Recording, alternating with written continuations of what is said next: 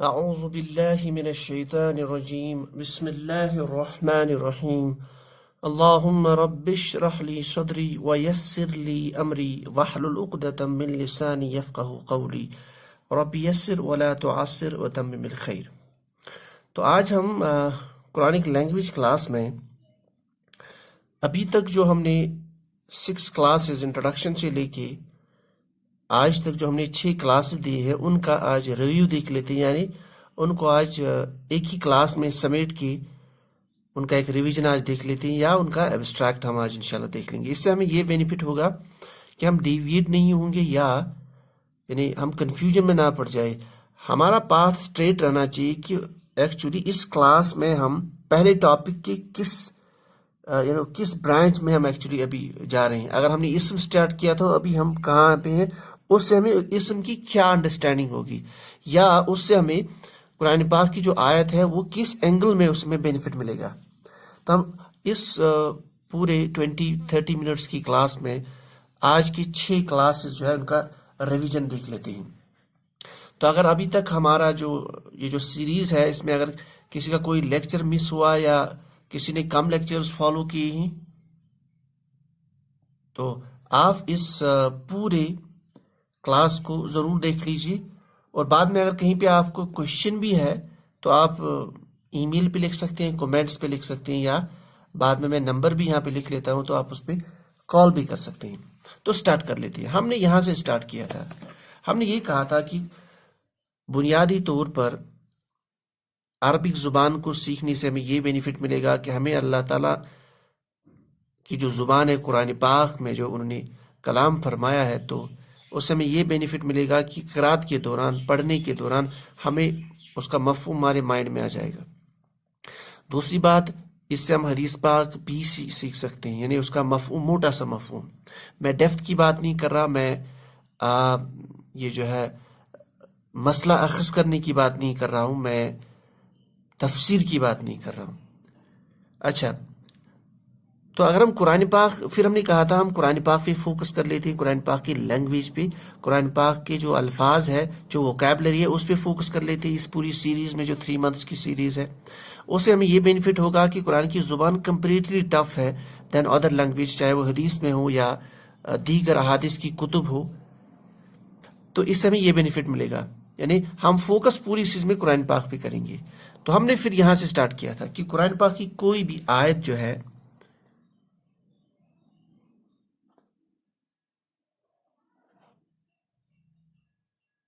جس کی جمع آیات ہے، اس میں بنیادی طور پر جو الفاظ ہوتے ہیں، جو لفظ ہوتے ہیں،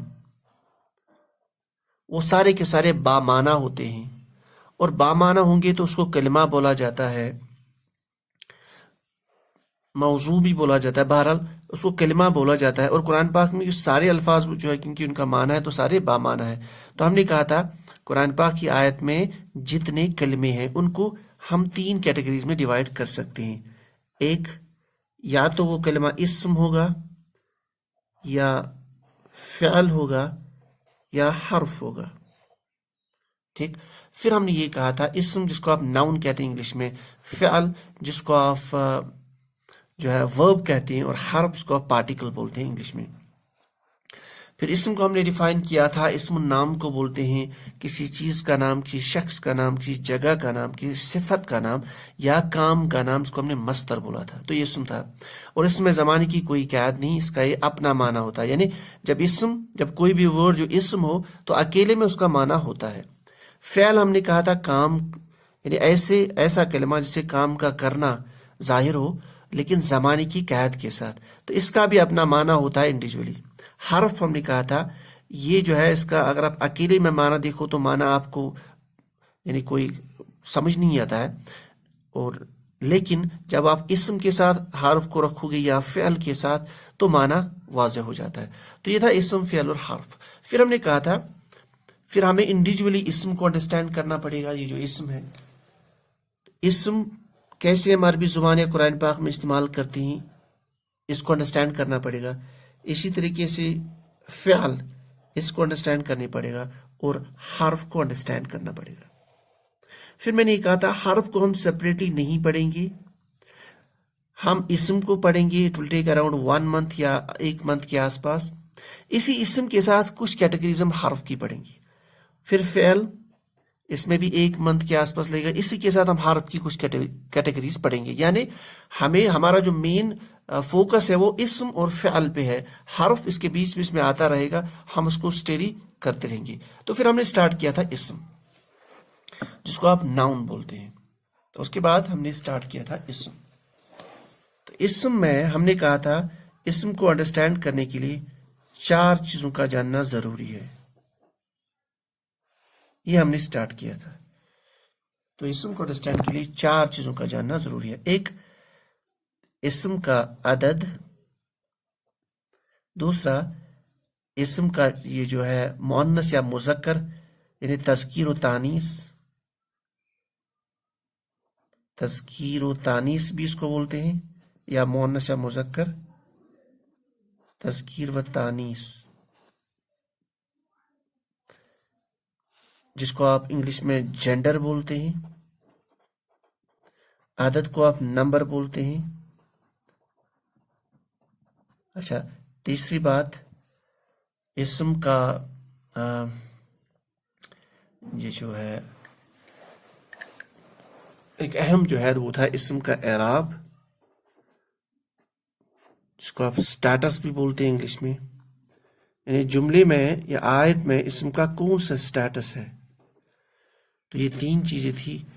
تو عدد, مذکر مؤنث, اعراب, اور تیسرا جس کو اسم کو وسعت کے اعتبار سے سمجھنا پڑے گا. وسعت کا مفہوم یعنی اسم معرفہ ہے, خاص ہے, یا عام ہے, نکرہ. تو ان 4 چیزوں کو ہمیں سمجھنا پڑے گا اسم کو انڈرسٹینڈ کرنے کے لیے. تب جا کے ہمیں اسم انڈرسٹینڈ ہوگا, ہم اس کو استعمال کر سکتے ہیں, یا اس کا مفہوم, صحیح مفہوم ہم قرآن پاک کی آیت میں نکال سکتے ہیں. تو اسم کو انڈرسٹینڈ کرنے کے لیے ہمیں 4 چیزوں کا جاننا بہت ضروری ہے. عدد.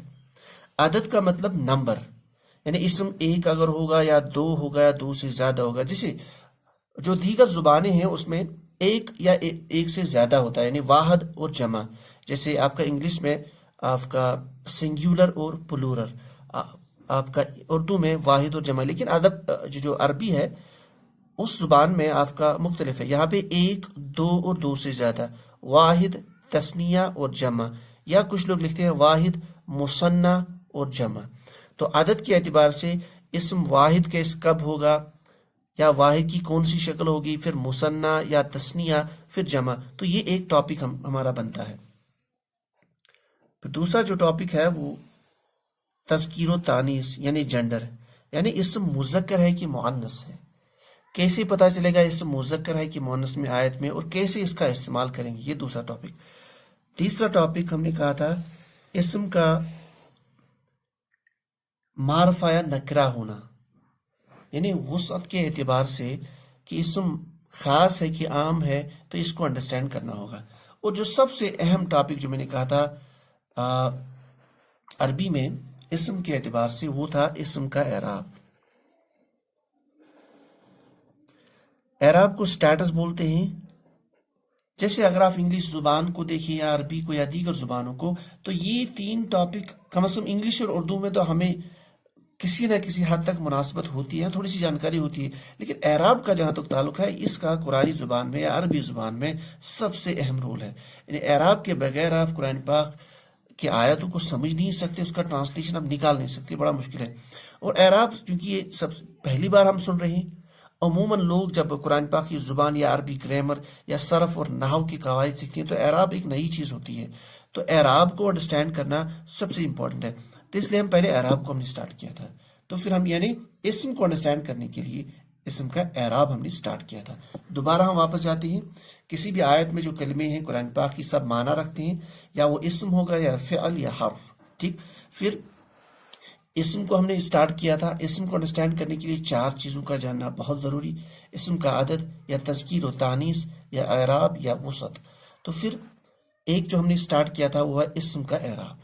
اسم کے اعراب میں, اعراب سے کیا مراد, اسم کے اعراب میں ہم نے ڈسکس کیا تھا. اعراب عموماً کہا جاتا ہے زبر زیر پیش کو. عموماً جب آپ دیکھیں گے اردو میں لیکن عربی میں ایسا نہیں ہے. عربی میں زبر کو فتحہ، زیر کو کسرہ، اور اب پیش جو ہے اس کو ضمہ بولتے ہیں.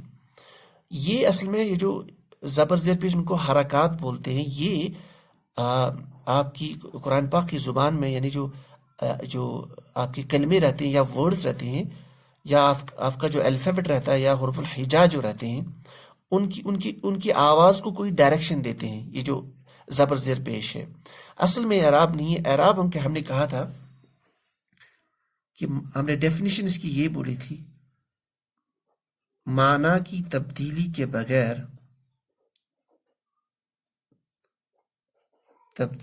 بغیر شکل کا بدلنا، یعنی اسم کی شکل کا بدلاؤ یا بدلنا. یعنی اسم کی مختلف شکلیں لیکن معنی ایک ہی ہے. پھر مختلف شکلوں کی وجہ سے اس کا سینٹنس میں یا آیت میں الگ الگ رول ہوتا ہے. یہ ہمیں انڈرسٹینڈ کرنا ہے. پھر ہم نے کہا تھا اسم جو ہے یہ دو ٹائپ کا ہوتا ہے. اعراب کے اعتبار سے اسم کی دو کیٹیگریز ہوتی ہے. ایک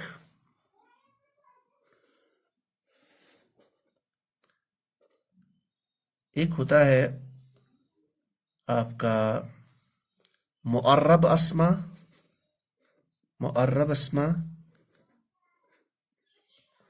اور ایک ٹائپ جو اسم کا ہوتا ہے وہ مبنی اسما.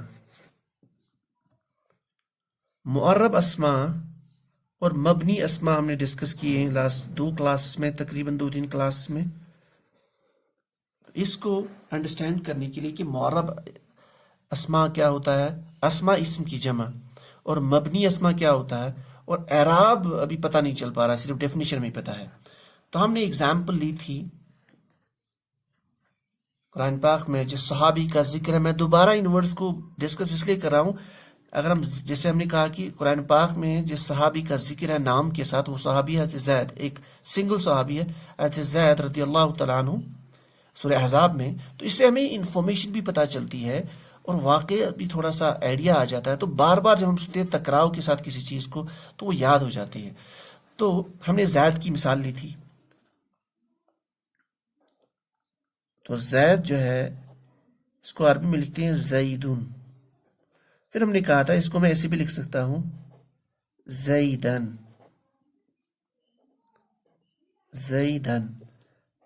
ایسے بھی لکھ سکتے ہیں، یعنی ایسے بھی آپ کو عربی میں دیکھ سکتے ہو زیدن. اب یہ جو 3 ایک ہی، یہ بھی زید، یہاں بھی وہی زید ہے، یہاں بھی وہی زید ہے، یہاں وہی زید ہے.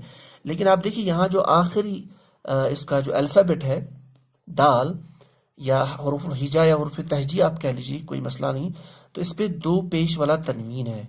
یہاں آپ نے اس حالت میں ایک الف کو یہاں پہ بڑھا لیا ہے اور آپ زبر والا تنوین لے کے آئے ہیں یہاں پہ، یہ دیکھ لیجیے. اور اس کیس میں، اس شیپ میں، اس شکل میں آپ جو ہے جو زید کا آخری دال ہے اس پہ زیر والی تنوین ہے. ہم نے کہا یہ اعراب، اسم کے اعراب کی 3 شکلیں ہوتی ہے. اس کو حالت رفعہ بولا جاتا ہے، اس کو یعنی یہ والا جو کلمہ ہے حالت نام ہے، اسم ہے، اس کو نصب، اور یہ ہو گئی اس اسم کی حالت جر. تو پتہ چلا اعراب جو کسی بھی اسم کا عربی زبان میں یا قرآن پاک کی زبان میں ہوتا ہے تو وہ 3 ٹائپ کا ہوتا ہے، یا وہ حالت رفعہ، حالت نصب، حالت جر. اچھا، حالت رفعہ جب بھی اسم حالت رفعہ میں ہوتا ہے تو اس کو ہم نے مرفوع کہا تھا کہ یہ مرفوع ہے. جب وہ حالت نصب میں ہوگا تو اس کو منصوب بولا جاتا ہے، اور جب وہ حالت جر میں ہوگا تو اسم کو مجرور کہا جاتا ہے.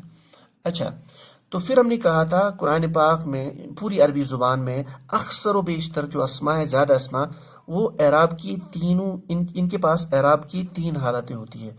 ان اسما کو منصرف اسما کہا جاتا ہے. تو ایسے اسما جس میں 3 مختلف اعرابی حالتیں ہوں ان کو منصرف اسما بولا جاتا ہے. منصرف اسما، اور ان کی تعداد تقریباً 85% کے آس پاس ہے. اچھا، پھر جو دوسری کیٹیگری ہوتی ہے، یعنی کچھ اسما ایسے ہوتے ہیں جس میں حالت رفعہ یہ حالت نصب اور جر ایک جیسی ہوتی ہے، یعنی ان کی دو اعرابی حالتیں ہوتی ہے. جیسے قرآن پاک میں ابراہیم علیہ السلام کا نام ہے تو ہم لکھتے ہیں وہ ابراہیم،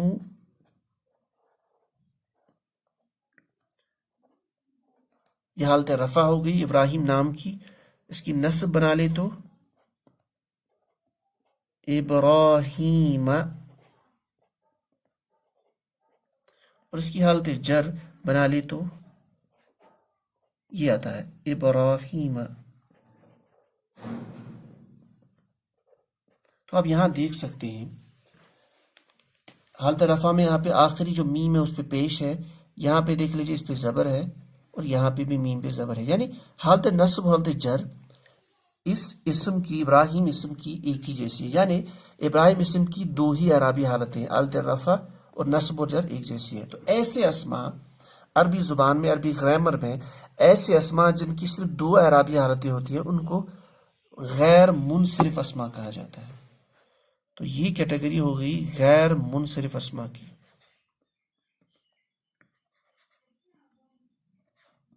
اور ان کی تعداد تقریباً 12 سے 13% ہے غیر منصرف اسما.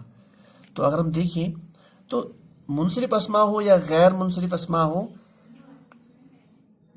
یعنی ان میں اعراب ہوتا ہے، تو غیر منصرف اسما میں آپ کی صرف دو اعرابی حالت ہوتی ہے، یا ہم یہ کہہ سکتے ہیں کہ حالت جر اور حالت نصب غیر منصرف اسما کی صرف ایک ہی ہوتی ہے، یا یہ کہہ سکتے ہیں حالت جر میں غیر منصرف اسما زیر قبول نہیں کرتے.